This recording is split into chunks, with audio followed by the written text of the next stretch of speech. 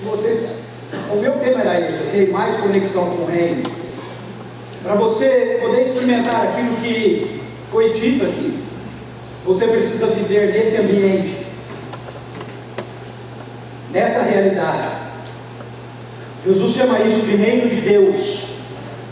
O reino de Deus não é uma realidade que vai acontecer no futuro, num período de 1000 anos.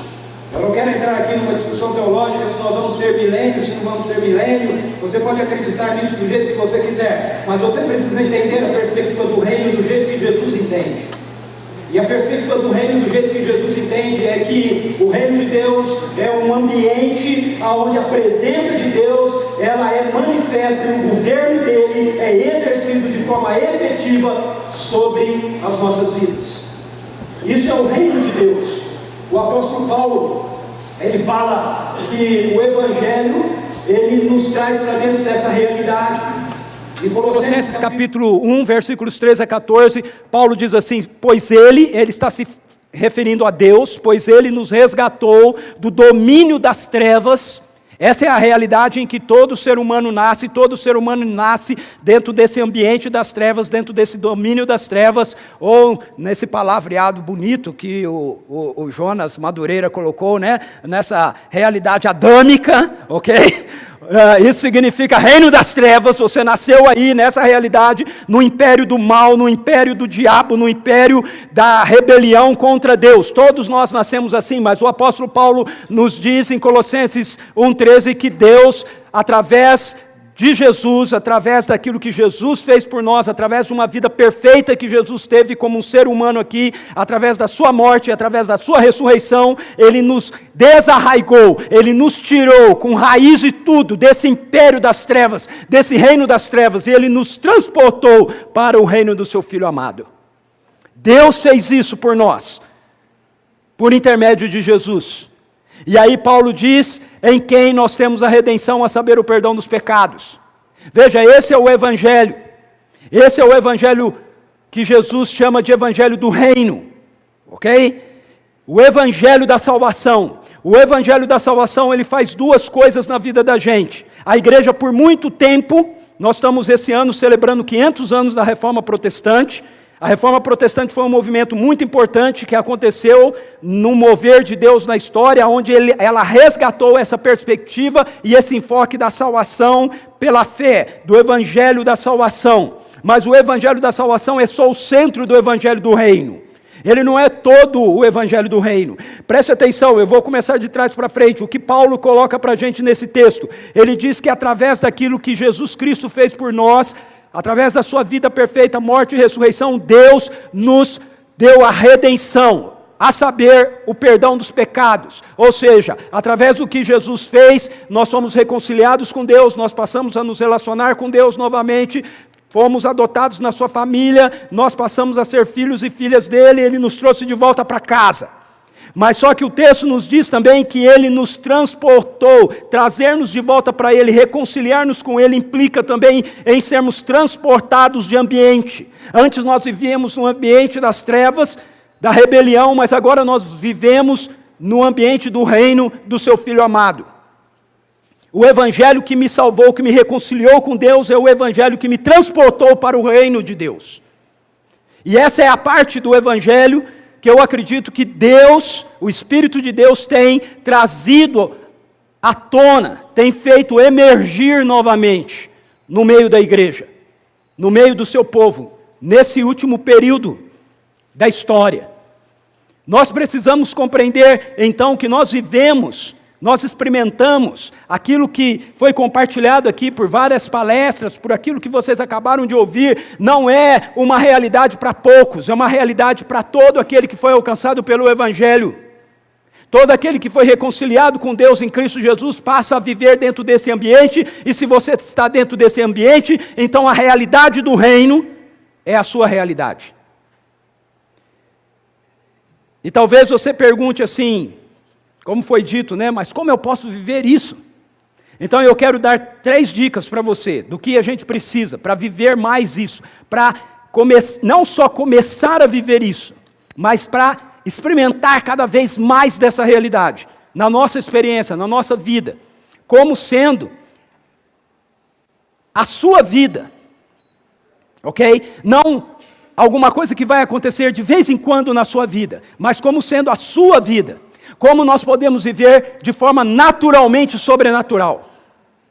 Porque quando nós olhamos para a vida de Jesus, ele expressa essa realidade do que é a nossa vida, de como deve ser a nossa vida, como seres humanos que fomos reconciliados com Deus, trazidos de volta para o ambiente do seu reino.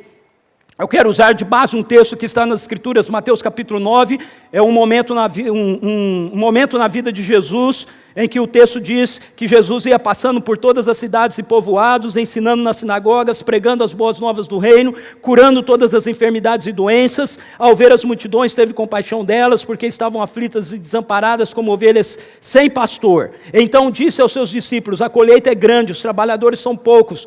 Peçam ao Senhor da seara que envie, pois, trabalhadores para a sua seara. Veja, tudo que Deus está fazendo na história, Ele está fazendo em parceria comigo e com você. Tudo que Deus está fazendo no mundo, Ele faz em cooperação com a humanidade. Não porque Ele não tenha poder para fazer sem nós, mas é porque Ele não quer fazer sem nós. Ok? Por quê? Porque Ele criou, Gênesis capítulo 1, Ele criou o universo e Ele nos fez a sua imagem e a sua semelhança e Ele nos deu domínio sobre a criação. Então, faz parte do projeto de Deus, do plano de Deus, operar nessa criação, dominar essa criação por intermédio dos seres humanos. Gênesis capítulo 3 diz que houve uma rebelião da nossa parte contra o governo amoroso de Deus sobre nós. E nessa rebelião nós perdemos o domínio. A proposta da serpente, a proposta de Satanás é: comam do fruto e vocês serão como deuses. Ou seja, vocês vão ter domínio sem precisar estar sob o domínio de Deus. Mas isso era uma mentira. Quando nós, seres humanos, fizemos a opção pela rebelião, o domínio sobre a criação que Deus havia dado a mim, a você, à humanidade, foi usurpado por Satanás. E aí Deus então, eu estou resumindo bem, ok, a história da redenção. Aí Deus então entra na história através da pessoa de Jesus, se fazendo um ser humano como eu e você.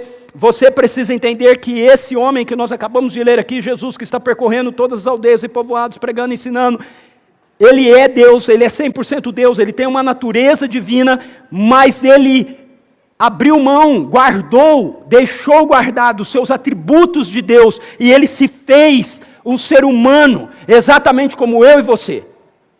A única diferença é que ele vem na mesma condição de Adão antes da queda. Então ele realmente é um ser humano. A Cauane diz que Jesus estava diante da mulher samaritana e ele teve uma palavra de conhecimento. Palavra de conhecimento é um dos dons do Espírito que Paulo menciona em 1 Coríntios capítulo 12, a partir do versículo 7 até o verso 11. Ok? Ele fala que as manifestações do Espírito nos são dadas. E aí ele nomeia ali algumas delas, e uma delas é a palavra de conhecimento. Para muitos de nós, Jesus falou o que ele falou para a mulher samaritana porque ele era Deus. Ok? E se isso era feito assim por Jesus, então nós temos um jogo muito sujo aqui. Com toda a reverência a Deus, ok? Mas Deus está jogando sujo aqui.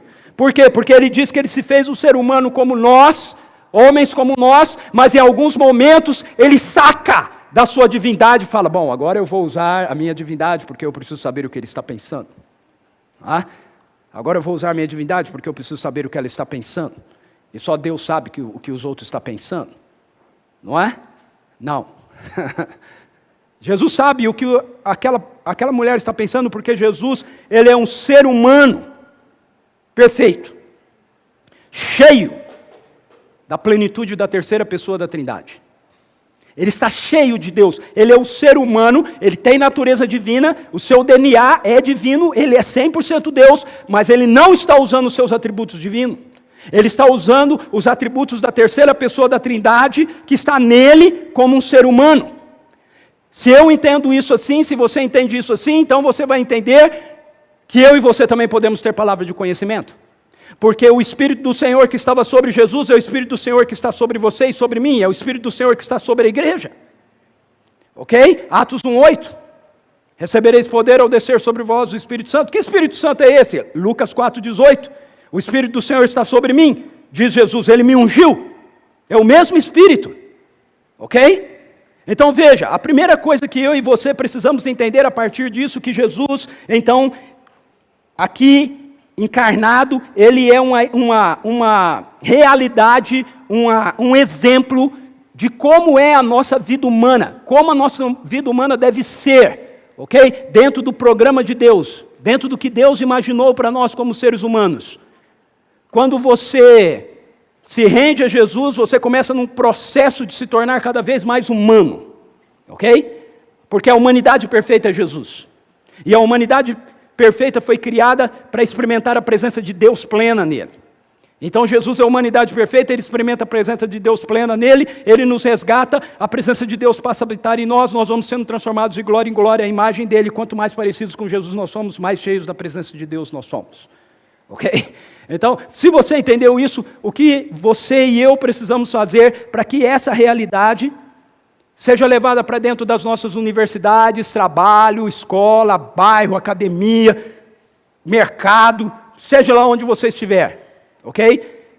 Porque veja o que o texto diz, Jesus ia passando por todas as cidades e povoados, e por tudo quanto é lugar que Ele passava, Ele fazia essas coisas, Ele ensinava na sinagoga, Ele pregava o evangelho do reino, Ele curava todo tipo de enfermidade, Ele libertava pessoas do poder do mal, do poder maligno. Ele não fazia isso algumas horas, Ele fazia isso o tempo todo, Ele não fazia isso em alguns lugares, Ele fazia isso em todos os lugares, ok? E se a gente entende isso, a gente começa a fazer também. A primeira coisa que você precisa e eu preciso, então, nós precisamos manter a nossa vida com o que eu chamo de intencionalidade missional. Como você acorda? Como você acorda? Todos os dias. Eu vou dizer para você como eu acordo. Eu acordo, a primeira oração que eu faço, eu ainda estou na minha cama, eu abro os olhos, geralmente eu acordo 6 horas da manhã, eu abro os olhos e a primeira oração que eu faço é: bom dia, Jesus, o que nós vamos fazer juntos hoje? Essa é a minha primeira oração. Ok? Aí a minha esposa vai treinar, ela é mais aplicada do que eu, ela treina bem cedo, eu treino mais no fim da manhã, e eu fico ali deitado na cama, aí adorando, eu já boto uma música no meu celular, eu fico ali nos meus primeiros momentos de adoração, diante do Senhor e tal. Ela chega umas 7 horas mais ou menos, aí eu já levantei, e eu estou esperando ela para tomar café, aí a gente toma café junto, eu vou ter o meu tempo com o Senhor, lá para umas 10 horas, 10h30, eu vou para a academia treinar. E aí quando eu chego na academia, quando eu estou indo para a academia, eu estou indo como Jesus. Ok? E de repente eu passo por alguém, enquanto eu estou indo para lá. E eu me lembro que eu disse para Jesus: bom dia, Jesus, o que nós vamos fazer juntos hoje? Então, nada do que acontece no meu dia é por acaso. Nada que acontece no seu dia é por acaso. O que nós precisamos é da mesma intencionalidade missional de Jesus. Uma comida tenho para comer, a qual vocês não conhecem, é fazer a vontade do meu Pai. Ok? Jesus está dizendo: ei, eu vivo o tempo todo assim. Não é algumas coisas de algumas horas, em alguns momentos na minha semana. É o tempo todo assim na minha vida. Mateus capítulo 6, verso 33, Jesus diz: buscai em primeiro lugar o reino de Deus e a sua vontade, e todas as demais coisas vos serão acrescentadas. Como diz a minha esposa, não é para você buscar em primeiro lugar o reino de Deus, em segundo lugar a sua família, em terceiro lugar a universidade, em quarto lugar a igreja. É para você buscar em primeiro lugar o reino de Deus, e não busque mais nada, as demais coisas o Senhor vai acrescentar à sua vida. O que Jesus está dizendo ali é que a razão de ser dele, a prioridade dele, a intencionalidade da existência dele, simplesmente é fazer a vontade do seu Pai, é buscar o reino em primeiro lugar. E ele nos ensina que essa também precisa ser a nossa agenda. Como é que ele nos ensina isso? Quando ele nos ensina a orar, ele diz assim: vocês vão orar assim: Pai nosso que estás no céu, santificado seja o teu nome. Venha o teu reino, seja feita a tua vontade, na terra como no céu. Muitas vezes a gente fica pensando: qual é a vontade de Deus para a minha vida? É simples. É simples a vontade de Deus, ok? É que aconteça na sua vida, na terra, aquilo que acontece no céu. Ok? Essa é a vontade dele. Qual é a vontade de Deus para você na sua universidade? Qual a vontade de Deus para mim? Que curso que Ele quer que eu faça? Se você se relacionar com Ele, pode escolher o curso que você quer fazer, que Ele vai ficar feliz e Ele vai te abençoar. Ok? Ele vai ficar feliz e Ele vai te abençoar. Por quê? Porque seja lá qual for o curso que você tiver, seja lá qual for a universidade, a faculdade que você estiver fazendo, a vontade dEle é que ali onde você estiver, haja realidades do céu na terra. É isso que Ele quer. Para mim, para você, essa é a vontade dEle para todos nós. Jesus, Ele não somente orava então para que o reino viesse, Ele vivia em resposta à sua própria oração. Então, quando eu oro, Pai nosso que estás no céu, santificado seja o teu nome, venha o teu reino, seja feita a tua vontade, na terra como no céu, eu preciso viver com intencionalidade missional. O que Jesus fazia? Ele percorria todos os lugares, pregando nas sinagogas, ensinando sobre o reino de Deus, curando os enfermos e libertando as pessoas do poder do mal. Então, quando eu oro isso, é assim que eu tenho que viver, com intencionalidade missional. As pessoas vão passar por você, você vai passar pelas pessoas, e as realidades do reino de Deus estão à sua disposição. Porque você está dizendo, na terra como nos céus. Então eu entro num restaurante, como aconteceu algum tempo atrás, lá em Novo Hamburgo, e fui comer num restaurante japonês, eu gosto muito de comida japonesa, e eu estava entrando, o cara que foi me atender estava com umas marcas nas mãos, assim, uns esparadrapos, eu olhei para a mão dele e falei, o que você fez? Você se machucou? Ele falou assim, eu caí de moto. Eu falei, mas é sério? O que é? Não, foi só uns arranhões aqui e tal. Eu falei, então é só pele ralada, né? Ele falou, então tudo bem, isso é simples. Se fosse um negócio mais sério, eu ia orar por você.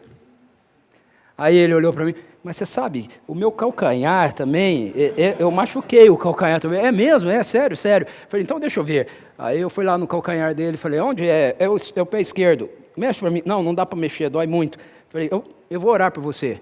Aí ajoelhei e orei. Pai, muito obrigado. O Senhor ama, perguntei o nome dele, não lembro mais. O Senhor ama fulano. Calcanhar, em nome de Jesus, fique bom agora. Tem dons, se restaure agora, em nome de Jesus. Músculos afetados, em nome de Jesus, fiquem bons agora. Amém. E aí, vê? Melhorou? Tá igual, viu? Eu falei, é mesmo? Ele falou, Não, vamos orar de novo. Aí, eu orei outra vez, mexe. Rapaz, tá mexendo. Eu estou conseguindo mexer. Eu falei, sério? Sério? Vamos de novo. Aí eu orei outra vez. Mais uma vez. Aí ele falou, nossa, melhorou bem, deixa eu ver. Ele mesmo, eu não falava para ele fazer nada, ele mesmo fazia isso, deixa eu ver. Aí voltou, aí a gerente viu que nós estávamos conversando e ela veio. Ele falou, nossa, melhorou muito, mas dói ainda? Não, dói, eu estou sentindo ainda a dor, mas melhorou demais. Eu falei, não, então deixa eu orar de novo. Aí a gerente chegou. Ele ficou sem jeito de orar e eu falei, ok, beleza. Ok? As coisas estão acontecendo ao nosso redor e nós precisamos ter intencionalidade. Isso não tem a ver apenas com a perspectiva de cura, isso tem a ver com a perspectiva de você libertar pessoas, de você suprir as necessidades dela, ok? Isso tem a ver com nós agirmos assim de forma pessoal, isso tem a ver com nós agirmos assim de forma comunitária também. A nossa comunidade aqui, nós lançamos um desafio para a igreja, porque ficamos sabendo a respeito de um telhado, de uma sala de aula, de uma escola em Viçosa, 750 quilômetros daqui, que caiu. E a escola está tendo aula, as crianças estão tendo aula nessa sala de aula sem telhado. E nós ficamos sabendo disso, na terra como nos céus, ok? Nos céus não vão ter escola sem telhado, todas as escolas vão ter telhados, ok? O céu é bonito.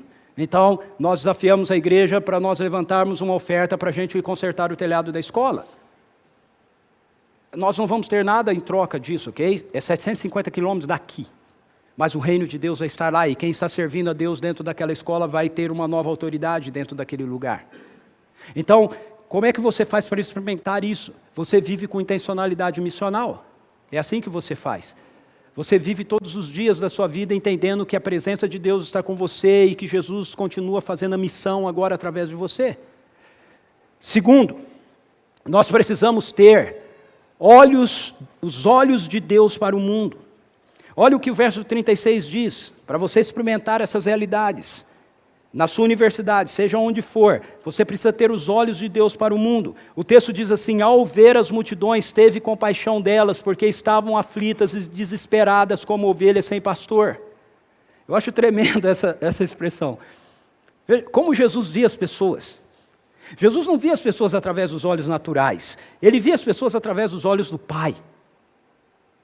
Quando Deus olha para o mundo, quando Deus olha para um monte de pessoas desamparadas, quando Deus olha para um monte de pecadores, quando Deus olha para um monte de pessoas vivendo uma vida desregrada, quando Deus olha para um monte de gente numa passeata gay, quando Deus olha, sabe o que Deus vê? Sabe o que nós vemos? Muitas vezes nós olhamos e nós falamos assim, bando de pecador, olha só o que estão fazendo, né? Olha lá, povo na Boate Kiss que morreu também, se não tivesse lá na balada, não tinha morrido, né? Então, Deus olha e Ele vê ovelhas sem pastor. Deus olha e Ele tem compaixão delas. Deus olha para as pessoas e Ele diz, são filhos e filhas que ainda não voltaram para casa.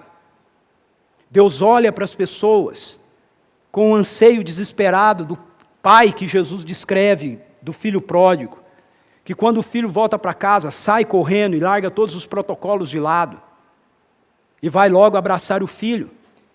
Como é que você vê as pessoas da sua universidade? Como você vê as pessoas da sua cidade? Como você vê as pessoas que passam por você, todos os dias? Como nós as enxergamos?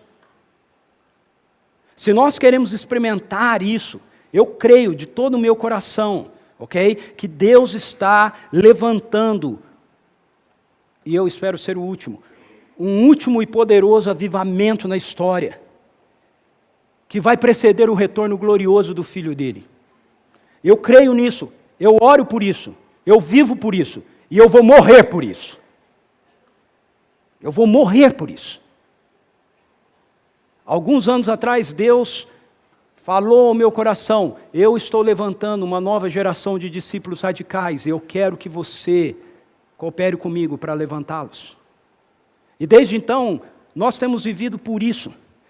O que me dá mais prazer em tudo que eu faço é sentar e ver gente como Pedro, a Cauane, Wesley e outros pregarem, orarem, ministrarem, fazerem. Eu vibro com isso, quando eu olho para vocês que estão aqui, e vocês estão fazendo. Uau, eu sentava com amigos meus no passado, numa outra igreja que eu plantei, e a gente conversava juntos, meus filhos, o Wesley, aquele cabeludo ali, é meu filho mais novo, ok? Tem o Yuri que está por aí também, que é meu filho, e eles eram pequenininhos, e a gente conversava, e a gente dizia assim, já pensou que legal quando a gente estiver sentado e os nossos filhos estiverem ministrando para a gente? É muito bom eu olhar e ver essa geração ser levantada por Deus. Mas eu quero dizer para vocês, queridos e queridas, que Deus realmente pode e Ele quer usar vocês de forma intensamente poderosa. Mais do que Ele usou a minha geração. Ele quer usar a geração de vocês de forma extraordinária. 3 anos atrás, eu estava no acampamento da Mocidade para Cristo, no treinamento de líderes, que eu dirijo como diretor de treinamento ali, Deus me deu, eu estava orando no meu quarto e Deus me deu uma visão. A visão era de uma espada e de uma vara. Um cajado e uma espada. E aí veio na minha mente o texto lá de Moisés orando e Josué guerreando lá embaixo. E aí eu disse, nossa, Deus, o que é isso? E o Espírito Santo me falou, isso são 2 gerações. Para que aquilo que eu quero fazer na história aconteça. A geração de Moisés precisa abençoar a geração de Josué. E eu entendi aquilo como sendo a minha geração, a nossa geração, empoderando a geração de vocês e deixando vocês fazerem o que vocês têm que fazer. Ok? Ao invés de muitos da minha geração ficarem enciumados, nós vibrarmos com aquilo que vocês estão realizando. Vibrarmos com aquilo que vocês estão fazendo. Mas veja, para vocês fazerem, vocês precisam ter os olhos de Jesus pelo mundo. Vocês precisam olhar para o mundo como Jesus olha para o mundo. E Jesus não olha para o mundo com um olho de julgamento. Jesus olha para o mundo com olhos de compaixão. Sabe, quando eu pregava o evangelho para as pessoas, antigamente, eu sempre ficava pensando assim, eu preciso arrumar um gancho, eu preciso arrumar um jeito de eu entrar com o Evangelho. E eu sempre olhava para as pessoas pensando assim, isso incluindo a minha própria vida, quando eu pensava nessa perspectiva do Evangelho, eu pensava, puxa, essa pessoa é pecadora, ela precisa muito da graça de Deus e da salvação de Deus, Deus está muito irado com ela e etc. Essas coisas assim, né? Aí um dia eu estava lendo 2 Coríntios capítulo 5, verso 18 e 19, e Deus disse para mim, eu só tenho um ministério para a minha igreja. Eu não tenho muitos ministérios. Vocês têm muitos ministérios para a igreja, local e as coisas, mas eu tenho só um ministério para a minha igreja. Qual é? É o ministério da reconciliação. Esse é o único serviço que Deus tem, ok? As outras coisas são são serviços que nós fazemos para cumprir o ministério da reconciliação. Paulo diz assim, em 2 Coríntios capítulo 5, verso 18 e 19, tudo isso provém de Deus que nos reconciliou consigo mesmo por meio de Cristo e nos deu o ministério da reconciliação. Ou seja, agora ele vai explicar o que é o ministério da reconciliação, presta atenção. Ou seja, que Deus em Cristo estava reconciliando consigo o mundo, não levando em conta os pecados dos homens. Eu já tinha lido esse texto 355 milhões de vezes, ok? Eu já perdi as contas de quantas vezes eu li a Bíblia toda. Mas nessa manhã, nesse dia, esse versículo brilhou de uma forma diferente. Eu parei e disse, o quê? Como é que é isso? Ou seja, que Deus em Cristo estava reconciliando consigo o mundo, não levando em conta os pecados dos homens, e nos confiou a mensagem da reconciliação. Preste atenção nisso. Por causa de Jesus, Deus não está levando em conta o pecado dos homens. Veja, não é que Deus não se importa com o pecado, ok? É que Deus jogou o pecado, a ira dele contra o pecado sobre Jesus.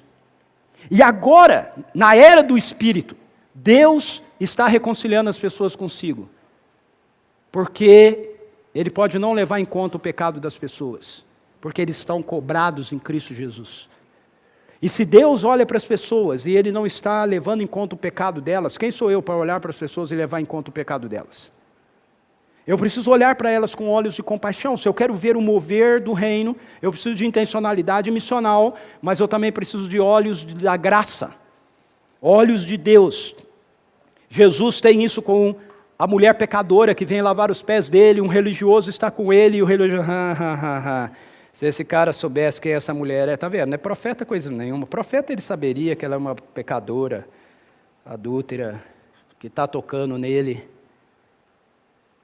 Jesus sabia. Mas Jesus olha para ela com olhos de compaixão.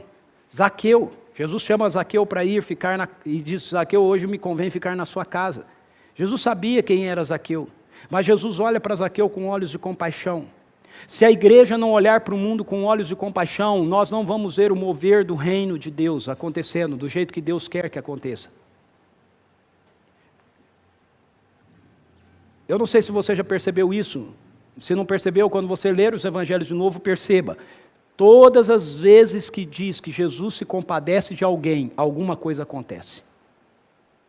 Jesus está entrando na cidade de Naim, está saindo um velório não,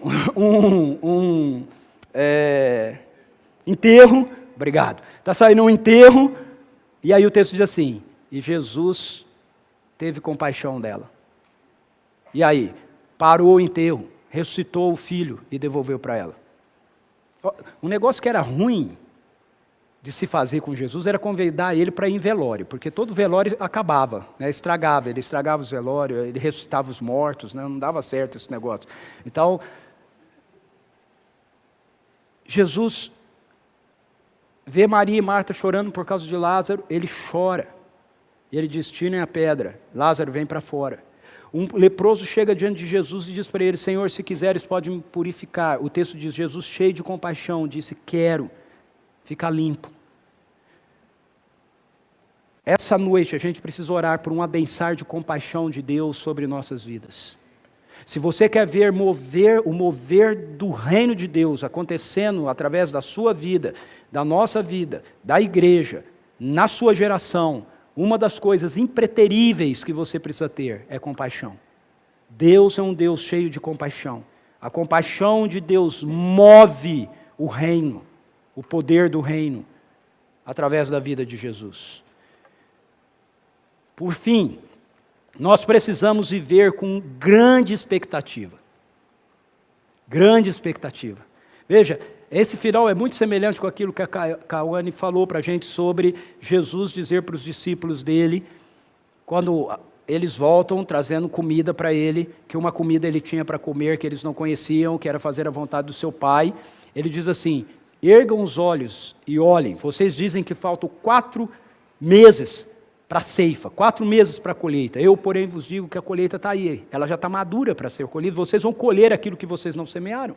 Veja como é semelhante o que Jesus diz aqui. Então disse aos seus discípulos: a colheita é grande, mas os trabalhadores são poucos. Peçam ao Senhor da colheita que mande trabalhadores para a sua colheita. Eu gosto muito desse texto.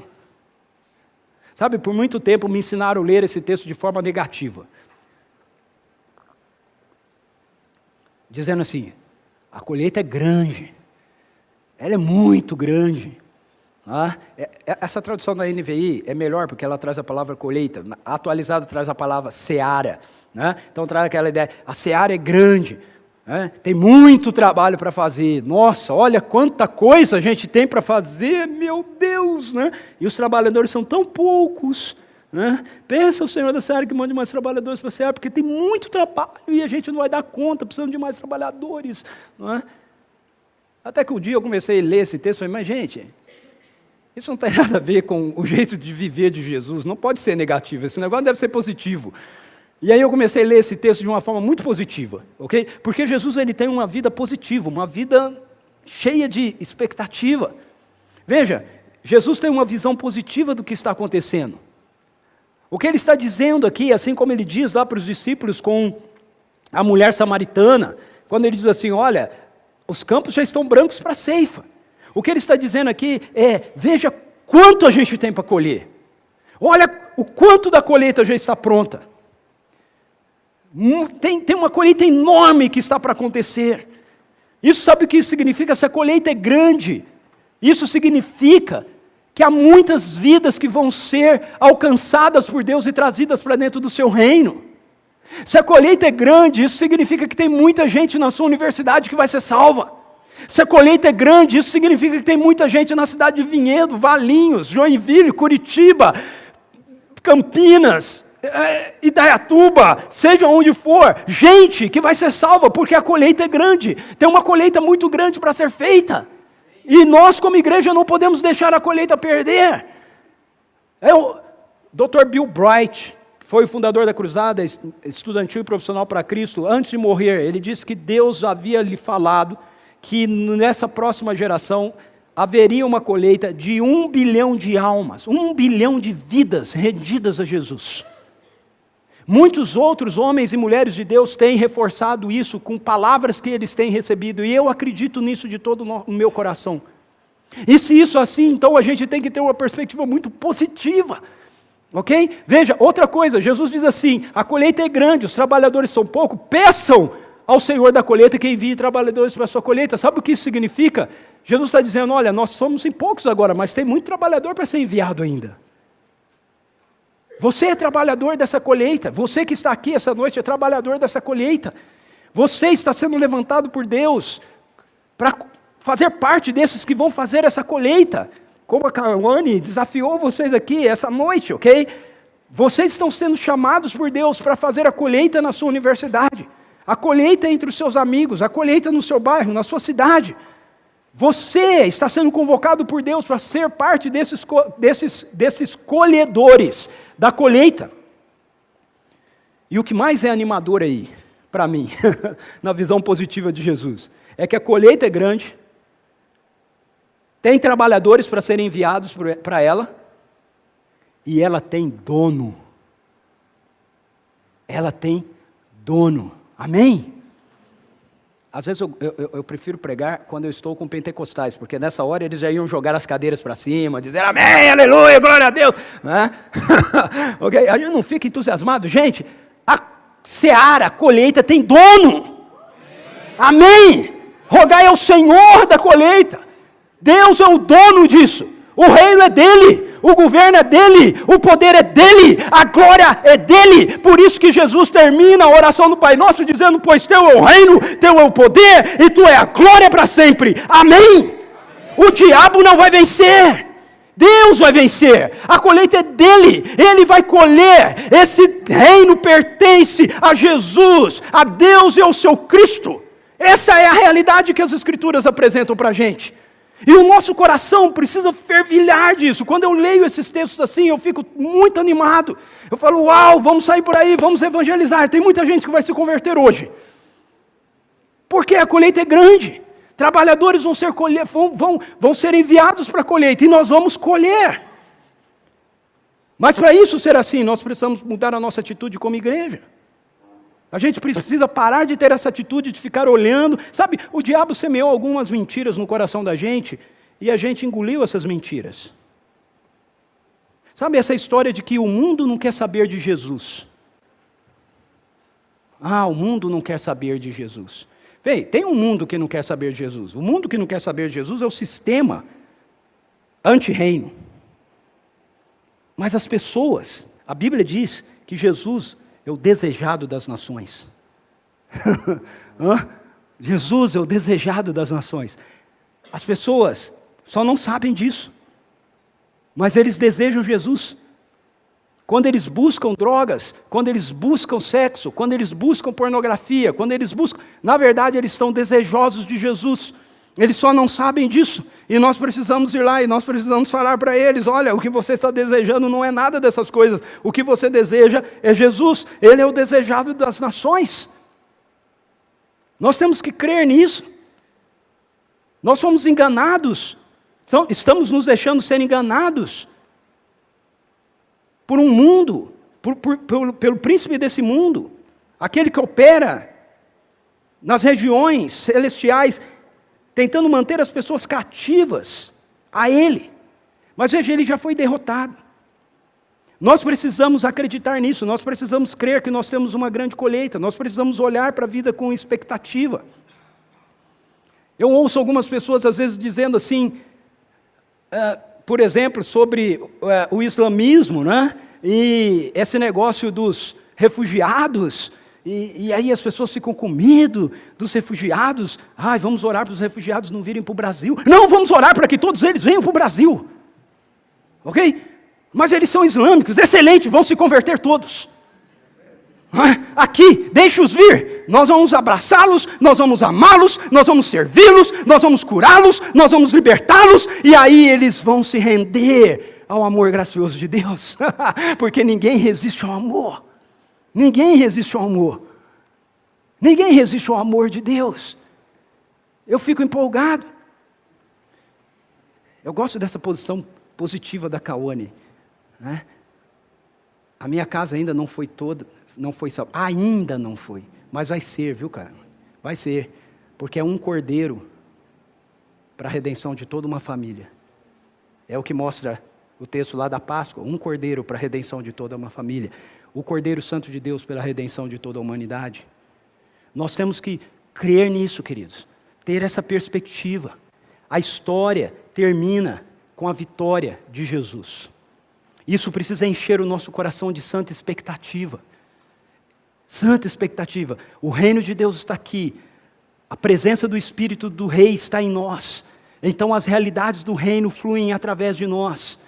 E aí, mas eu não sei como fazer. Não faz mal, faça. Apenas vai lá e faça. Mas se não der certo, faz de novo. E se não der certo, faz outra vez. E se não der certo, faça novamente. Ok? E você vai ver Deus operar, você vai ver Deus realizar, você vai ver Deus fazer.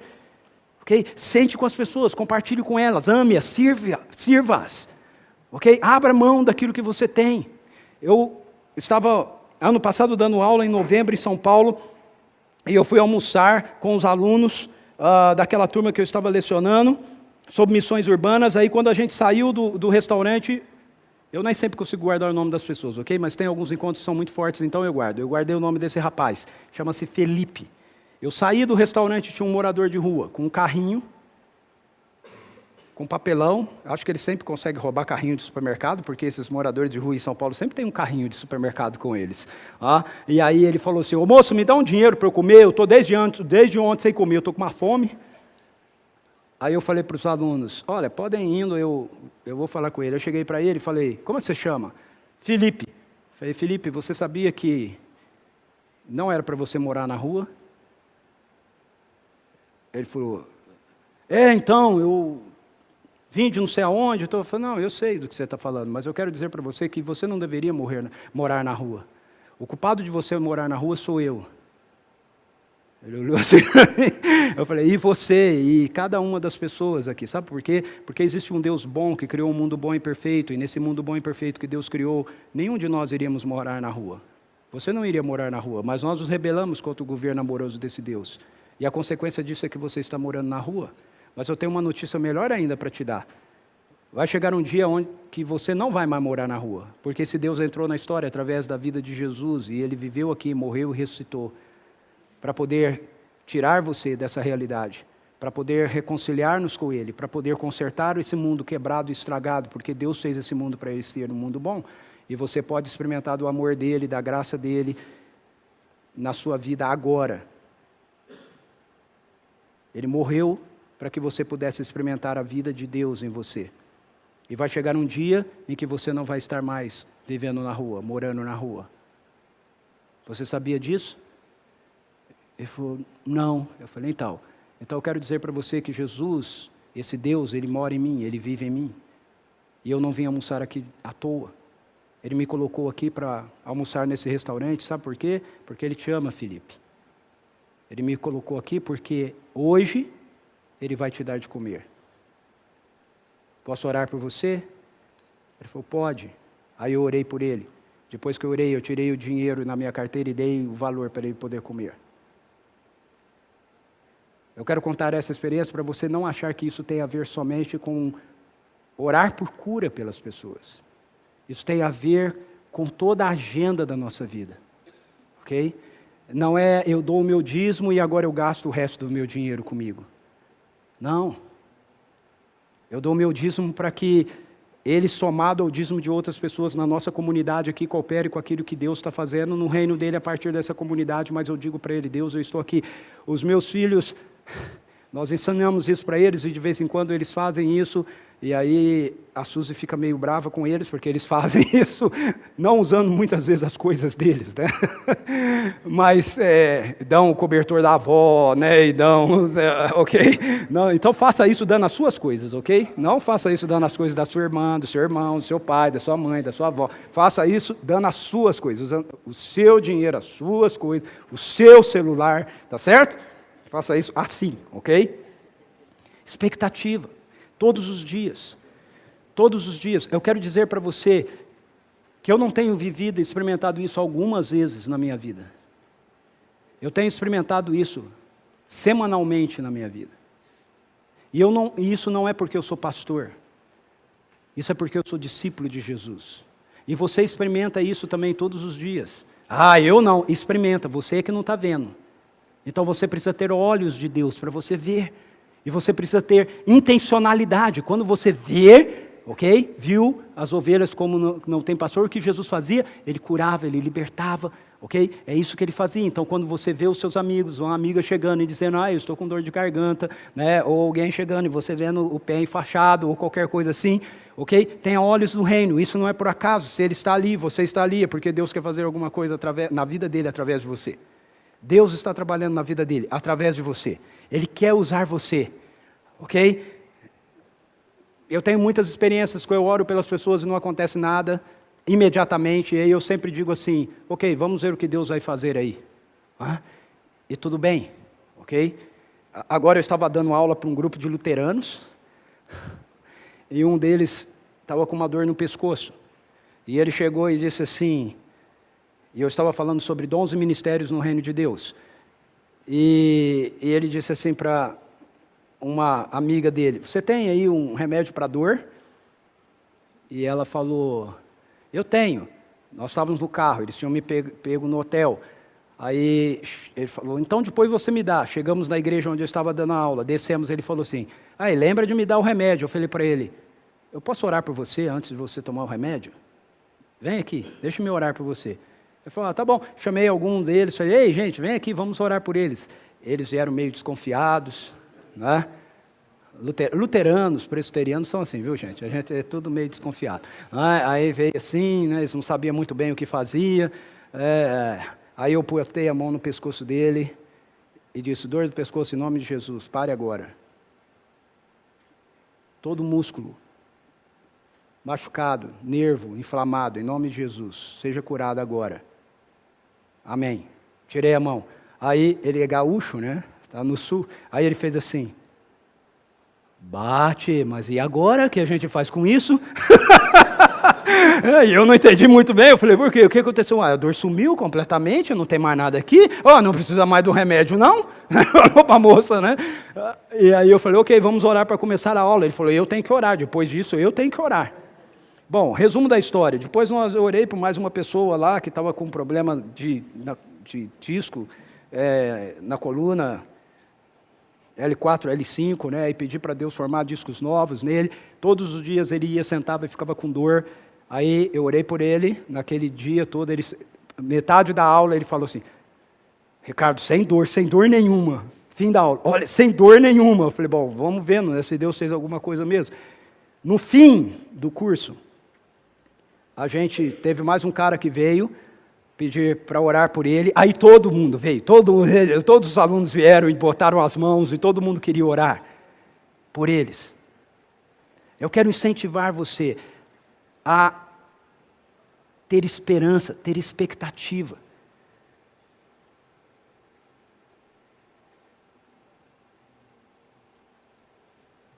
Duas palavras que Deus tem me ensinado para que eu experimente mover a minha vida dentro da realidade do reino. É disponibilidade e intencionalidade. Tenha disponibilidade. Diga para Ele, Deus, eu estou aqui. Eu quero ser usado pelo Senhor, eu quero ser parceiro do Senhor, eu quero fazer com o Senhor. Eis-me aqui, envia a mim. E tenha intencionalidade todos os dias da sua vida. Todos os dias. Veja, eu não quero dizer para... Eu ainda não cheguei naquilo que eu quero, ok? Eu passo um dia todo, muitas vezes eu tenho muitos encontros, e esses encontros passam batidos. Mas aí eu tenho um ou outro encontro que eu interajo. Tem semanas que eu faço isso com mais intensidade, tem semanas que eu faço isso com menos intensidade. Mas a minha expectativa é que a minha vida seja como a vida de Jesus. E aí você diz assim, mas Jesus era Jesus. Mas no capítulo 10, versos 5 a 8, diz que Jesus envia os 12 com autoridade e poder para fazer exatamente as mesmas coisas que ele estava fazendo. As mesmas coisas. E aí você vai dizer assim, mas eles eram os apóstolos. Só que aí em Atos 2, 120 pessoas estão reunidas num lugar como esse aqui. E o Espírito Santo é derramado. O céu se abre mais uma vez. E depois de Atos 2, ele nunca mais se fecha. Sabe por quê? Porque na cruz, o véu foi rasgado de alto a baixo. O que nos separava de Deus deixou de existir. E agora, nós vivemos com os céus abertos sobre nós. A parte de Deus Ele fez. O que precisa agora é a minha parte e a sua parte. Eu gosto dessa canção, o meu filho que me mandou, e eu fiquei fã dela, do Rodolfo Abrantes, quando ele diz assim, até que a casa esteja cheia, até que seu reino venha, e tudo esteja em seu lugar, como o Pai sonhou. Vamos ficar em pé? Eu quero te fazer esse convite. Eu quero fazer um convite para você essa noite. Dizer, Deus, eu quero dizer que eu estou disponível. E eu quero viver com intencionalidade. Até que o seu reino venha plenamente. Até que tudo no mundo esteja no seu lugar. Como o Pai sonhou. Como o Pai sonhou. Você não está onde você está por acaso, querido. Você está lá porque Deus quer ser seu parceiro naquele lugar. Ele quer que você seja parceiro dele naquele lugar. Eu creio nisso, na ministração aqui com a Cauane, ele já liberou dons aqui sobre nós. Ele destravou realidades aqui sobre nós. Mas essa é a parte dele. O que precisa agora é a nossa parte. É a gente dizer para ele, Deus, o Senhor não me deu algo que eu vou deixar guardado. Eu quero fazer parte dessa geração. Eu quero fazer parte dessa geração de discípulos radicais. Eu quero fazer parte dessa geração que vai trabalhar até que a casa esteja cheia, que vai manifestar, Senhor, os sinais do Teu reino, o Teu amor, a Tua bondade, a Tua compaixão. Eu quero dizer, eis-me aqui, eu estou disponível, Senhor. Eu estou disponível na minha faculdade, eu estou disponível na academia, eu estou disponível na minha casa, eu estou disponível na minha igreja, eu estou disponível onde eu estiver, eu estou disponível, Senhor. E aí, querido, a cada dia, acorde e diga, Jesus, bom dia. O que nós vamos fazer juntos hoje?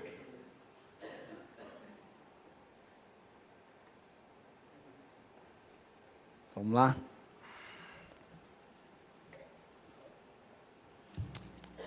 Certa vez eu perguntei para Deus, se isso é para todos, por que nem todo mundo experimenta?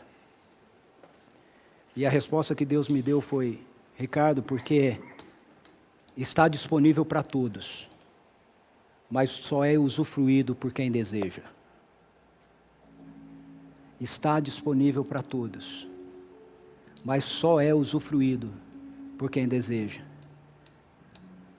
A vida de Jesus, a unção do Espírito, o poder dele, a manifestação do seu reino, o evangelho do reino com palavra e poder, está disponível a todo e qualquer discípulo, mas só é usufruído por quem deseja. E eu tenho aprendido com Deus o seguinte, se eu desejo, eu tenho que mostrar para Ele que eu desejo.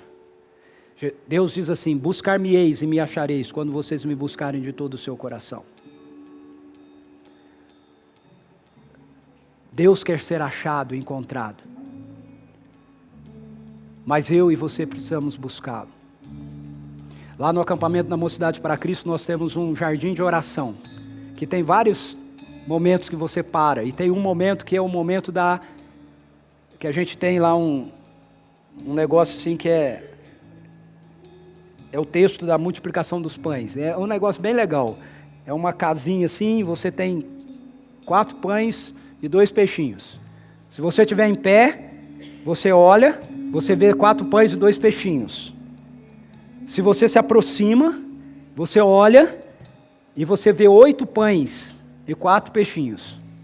Se você se ajoelha, você olha, eu já perdi a conta de quantos pães e peixinhos você vê.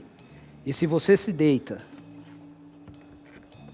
e você olha, vira milhares de pães e peixes.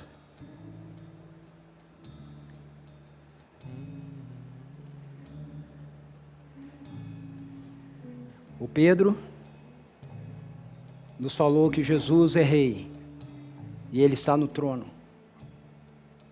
A Cauane nos disse que esse rei tem te chamado para fazer parte de uma geração que faça diferença. E eu quero dizer para você que para isso ser assim, essa geração precisa se colocar de joelhos diante dele. Precisa dizer, Senhor, minha vida é tua. Eu quero terminar assim essa noite. Eu não quero terminar orando por todo mundo, mas eu quero terminar orando por aqueles que querem dizer, Senhor, eu sou disponível e eu quero ser intencional. A minha vida está aqui. eu quero que o Senhor venha com poder sobre ela e o Senhor a consuma com a sua presença. Jesus nos deu autoridade e poder.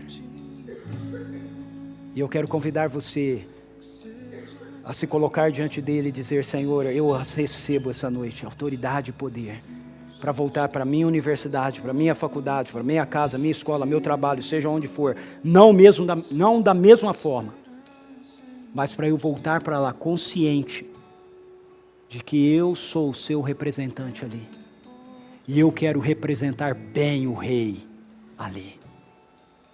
Manifesta-te através de mim.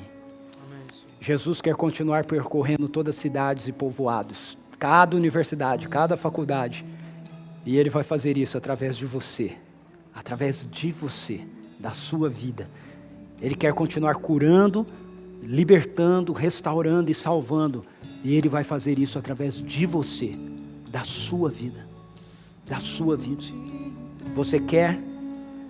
Se você quer, eu quero convidar você a vir aqui e a gente se ajoelhar juntos aqui, e nós orarmos juntos aqui, e pedirmos para que o céu agora venha para a terra, como Jesus nos ensinou a orar, que a gente diga para Ele: venha o teu reino, Senhor, sobre nós agora, nesse lugar, sobre a minha vida, mais de Ti, é isso que eu quero.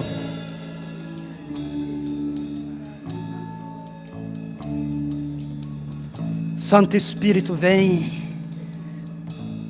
sobre nós, Senhor. Vem sobre essa geração, Senhor. Vem sobre essa geração. Mais da Tua presença sobre ela, mais do Teu poder sobre ela. Que o Teu reino venha. Santo Espírito de Deus, caia sobre eles agora, caia sobre nós agora, com o poder, como a gente vê o Senhor fazendo na vida de tantas pessoas ao longo da história. Faça na nossa vida, nós não queremos ficar de fora disso. Senhor, nós liberamos essa geração, nós abençoamos essa geração. Senhor, nós não queremos interromper, ó Deus, nada que o Senhor quer fazer a ela. Em nome de Jesus, nós queremos abençoar essa geração, Senhor, com autoridade e poder que vem do reino do Senhor. Como aqueles que estão aqui, que são pais, estendem agora as mãos sobre filhos, filhas que estão aqui, dizendo que a unção que o Senhor tem nos dado, nós queremos ver transferida para eles, ó Senhor, dobrada. Que eles construam, Senhor amado, a partir daquilo que o Senhor tem nos dado, Deus. Em nome de Jesus, que nós não os embaracemos, ó Senhor. Vem, Espírito Santo de Deus, com o poder do Senhor. Vem agora, Deus, derrama agora, Senhor, unção e poder. Oh Deus, libera agora, Senhor, em nome de Jesus, autoridade e poder que Jesus conferiu à sua igreja. Libera agora sobre a vida de cada um desses jovens e adolescentes aqui, ó Deus. Em nome de Jesus, Senhor, em nome de Jesus, que haja agora libertação, ó Senhor, aqui. Libertação, ó Senhor, da palavra de acusação usada por Satanás, ó Deus, na mente e no coração de tantos que estão aqui, ó Senhor. Em nome de Jesus, que eles se vejam na identidade que o Senhor tem dado a eles, filhos e filhas que o Senhor ama, filhos e filhas que estão livres do poder do pecado, filhos e filhas que podem andar em liberdade e em santidade na presença do Senhor.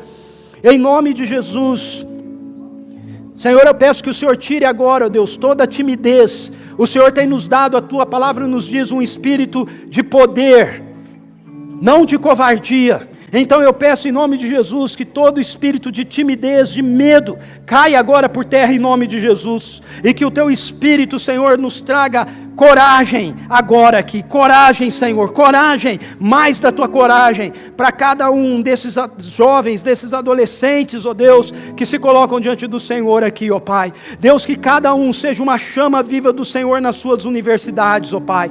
Senhor, eles, ainda que sozinho, mas o Senhor dentro da universidade já são a maioria. Então nós liberamos agora aqui, Senhor, da Tua graça, da Tua autoridade, do Teu poder.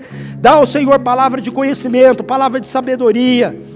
Dá dons, ó Deus amado, aqui, que eles se movam no poder e na autoridade do Teu reino, aquilo que o Senhor liberou aqui um pouco mais cedo, Senhor, de dons, que eles não sejam enterrados, ó Deus, que eles usem com intencionalidade, Senhor amado, em nome de Jesus. Tire todo medo, Senhor, todo engano, ó Deus, da religião, ó Pai amado, em nome de Jesus. Tire agora da mente e do coração, ó Pai, em nome de Jesus.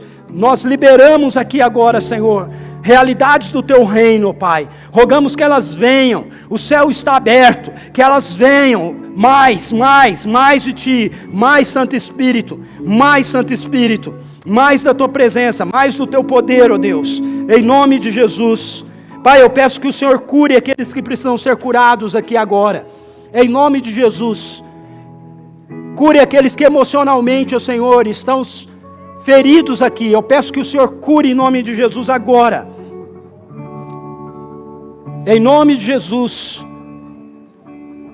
Pessoas que estão fisicamente feridas, que sejam curadas agora em nome de Jesus. Porque o Senhor nos cura para que nós possamos estar bem para servir o Senhor. Em nome de Jesus. Faça isso, ó Pai. Deus, em nome de Jesus, que essa semana eles possam perceber que houve, ó Senhor Deus, um avanço do reino na vida de cada um aqui, ó Deus. Que eles percebam isso, Senhor, na sua vida de devoção com o Senhor. Que eles percebam isso no seu testemunho. Que eles percebam isso ao orar por pessoas ao longo dessa semana. Em nome de Jesus. Em nome de Jesus, ó Pai. Obrigado por essa conferência. Obrigado pela iniciativa do Pedro, Senhor. Em nome de Jesus. Pai, eu quero orar agora aqui especificamente, ó Deus, por aqueles que estão aqui, esses jovens que estão aqui, que o Senhor tem levantado, ó Deus amado, para serem líderes em meio a essa geração de discípulos. Eu oro pelo Pedro, Senhor. Eu oro por cada pastor jovem que está aqui, a Cauane, a Thalita, Senhor, o Wesley, ó Deus, e outros que estão aqui, ó Deus, que talvez eu não consiga identificar, ó Senhor, mas que têm sido chamados por Senhor para a área do ministério, Senhor, de equipar os santos. Pai, eu peço em nome de Jesus que a geração deles experimente um poder singular, ó Deus. Eu peço que o Senhor faça com que aquilo que eles realizem para o Seu reino prospere grandemente, ó Deus. Eu peço uma nova, Senhor Deus, unção liberada sobre eles, ó Pai. Uma nova palavra, Senhor Deus, de sabedoria, autoridade, um mover novo, Senhor, do Teu reino na vida deles e através da vida deles, ó Deus, para a honra e glória do Teu nome. Senhor, eu peço por nós que estamos aqui, que somos pastores mais velhos, Deus, em nome de Jesus, não deixa que haja ciúmes no nosso coração, que nós possamos apoiá-los, que nós possamos fortalecê-los, que nós possamos liberá-los para que eles façam aquilo que eles precisam fazer, aquilo que o Senhor tem chamado essa geração para fazer.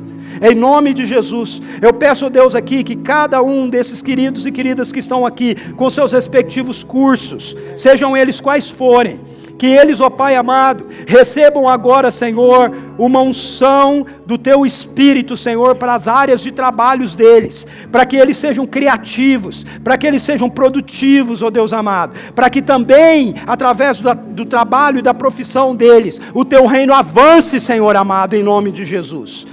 Realidades do Teu reino avance para dentro da nossa sociedade através deles, através da profissão deles, ó Deus. Seja psicologia, seja sociologia, seja o direito, seja, Senhor Deus, a arte, seja, Senhor Deus, o artesanato, a culinária, a enfermagem, a medicina. Deus, cada uma dessas áreas, ó Pai amado, experimente a presença agora do Teu reino, Senhor amado. Experimente a manifestação no Teu reino, porque quando o Senhor criou um mundo bom e perfeito, cada uma dessas profissões eram para abençoar, ó Deus, a vida de pessoas. Então, ó Deus, que as bênçãos do Teu reino se manifestem através da vida deles, da profissão deles também. Eu peço por aqueles que são educadores, que estão aqui, que trabalham em universidades, ou que o Senhor esteja chamando, Deus. Pai, nós precisamos entrar no mundo acadêmico, Senhor, com valores do Teu reino. Eu peço que o Senhor levante aqui, essa noite, em nome de Jesus, filósofos. Eu peço que o Senhor levante aqui gente que pense, Senhor amado, com profundidade e que tenha uma articulação, Senhor, no mundo acadêmico com sabedoria, mas também com poder que vem do Senhor, ó Pai amado. Em nome de Jesus. Pai, eu peço que essa geração também seja uma geração que saiba liberar o que o Senhor está dando para eles, para a próxima geração que está chegando, Senhor. Que eles liderem para essa geração futura que está chegando, Senhor. Que eles inspirem essa geração futura que está chegando. Que a vida deles inspire adolescentes, pré-adolescentes, crianças, ó Deus, a desejarem uma vida profunda, de paixão, de compromisso com o Senhor, a olhar para a vida desses jovens que estão aqui, ó Pai, em nome de Jesus, ó Deus, para a honra e glória do Senhor. Palavra e poder, que o Teu Evangelho seja manifestado através deles, com palavra e poder, Senhor, em nome de Jesus. Esse é o Evangelho que Jesus nos deu. Então nós te pedimos, ó Deus, enquanto nós pregamos a Tua Palavra, enquanto nós testemunhamos a Tua Palavra, que o Senhor confirme cada uma dessas realidades com sinais e prodígios através de nossas vidas, ó Senhor. Para a honra e glória do Senhor, em nome de Jesus, em nome de Jesus. Traz um avanço do Teu reino sobre essa geração agora, nós te pedimos. Libere um avanço do Teu reino sobre essa geração agora. Deus, quando nós olhamos no passado, nós vemos muitos avivamentos começando dentro de universidades. Os 7 de Cambridge, Senhor. Os 50 de Yale, oh Deus. Senhor, faz de novo, faz de novo. Levanta de novo, Senhor. Um avivamento dentro das universidades, oh Deus amado. Em nome de Jesus. Para a honra e glória do Senhor. Nós te pedimos isso. Queremos ver, ó Deus, uma semente sendo plantada aqui, que seja como um grão de mostarda, que cresce, Senhor, e se torna uma grande hortaliça. Pai, nós abençoamos o movimento do Teu reino, Senhor, nesse momento da história, as conexões que o Senhor tem feito, as pessoas que o Senhor tem levantado, Senhor amado. Em nome de Jesus, como é bom participar desse momento. Dá-nos uma intencionalidade missional, Senhor. Dá-nos olhos do reino, para que a gente enxergue o mundo como o Senhor enxerga. Em nome de Jesus, ó Deus. E enche o nosso coração de expectativa. Enche o nosso coração de expectativa. Que a gente queira ver mais. Que a gente queira ver mais. Que a gente queira ver mais. E mais. Que venha o Teu reino. Que venha o Teu reino. Pois Teu é a honra. Teu é o poder. Tu é a glória. Hoje. E para sempre. E sempre. Amém. E amém, Jesus.